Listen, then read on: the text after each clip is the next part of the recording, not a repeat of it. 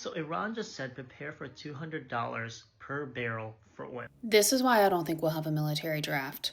The military is America's social class mobility churner, especially for white men. When I've interviewed men who have moved up in social class through their careers, they almost always have been in the military, including my own father. Disclose in my book, my dad was a first-generation student. That only happened because he got the GI Bill after being drafted during the Vietnam era. A rule of power is the illusion of choice, and starving us out, limiting options, only allowing socialism benefits in the military is how the U.S. keeps the illusion to a lot of white people that we have a volunteer service. Not saying nobody ever goes in out of the goodness of their heart or they're really believing in something. Largely, it preys upon poor majority men who have no other options. And it didn't go well for them with the Vietnam draft, so they had to make it so much more enticing. And there's a reason people say that the military is sex work for men. Bear with me.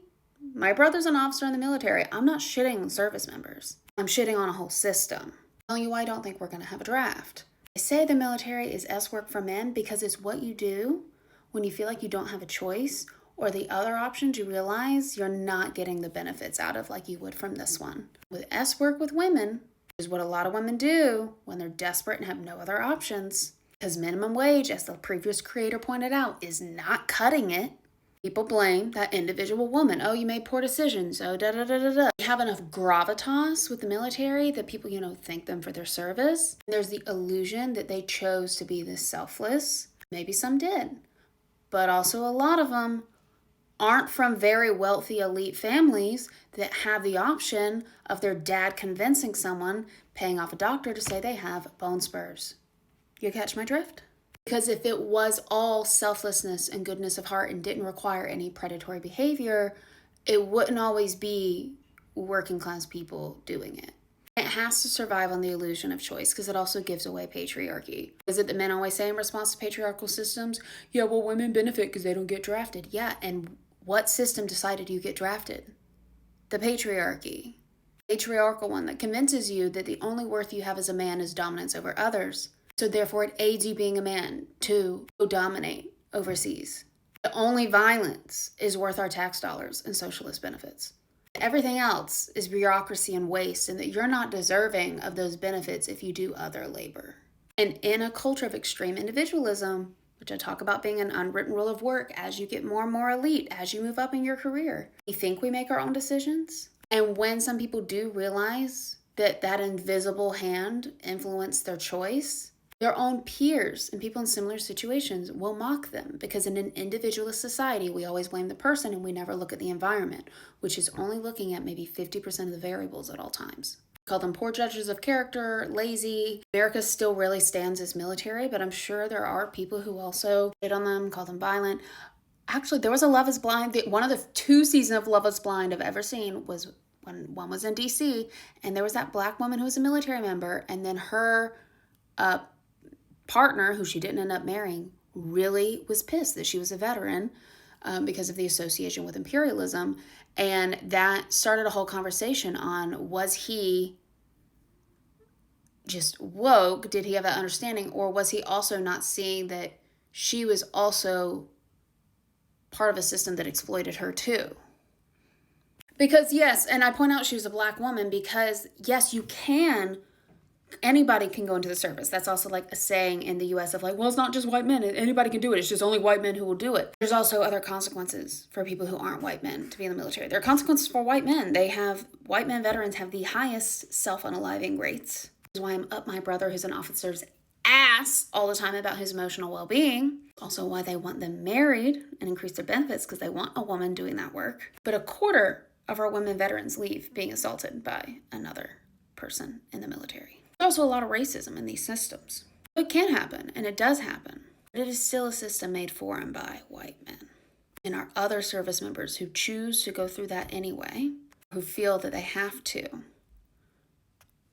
it's often a very different experience. So I don't think there will be a draft unless they want more of us in prison. And when I say more of us, I mean more white folks, because I think they want the rest of the working class whites colonizing the rest of the world. They want us taking Iran or fucking Greenland or whatever. All of that need would need to be satiated first. And I'm not saying the military doesn't do anything defense oriented. I'm not anti-military. I realize countries need them. But like, we have been the world's bully for several decades now. I'm talking, there's some nuance here, people. Now, the prisons, they're going to fill up with immigrants and people of color. That's what the war on drugs, and just throwing anybody brown as an illegal, whether they're here legally or not, into a prison, not even sending them back to their home country. That's what that's about.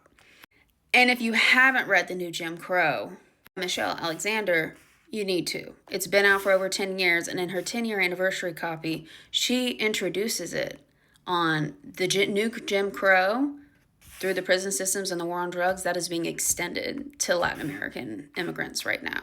There's a link to that in my bookshop in my bio if you want to buy it and support a small Black-owned business. And I do get a commission as well. That's who they're filling the prison labor with. But we know draft dodgers go to prison. I think they want the working class white folks. They're going to squeeze us. How expensive things are going to get, continuing to get with this war and this war with Iran, so that more people voluntarily join. Now, what I'm curious to see is if the machinery and AI will replace this. I don't know. It could save a lot of lives, American lives. We know they're going to do horrible things, but they would also lose a lot of control over the population because they control military members' entire lives or the years that they are in service. So to cut off that system and have, the real life Clone Wars, that might be when people start revolting, to be honest.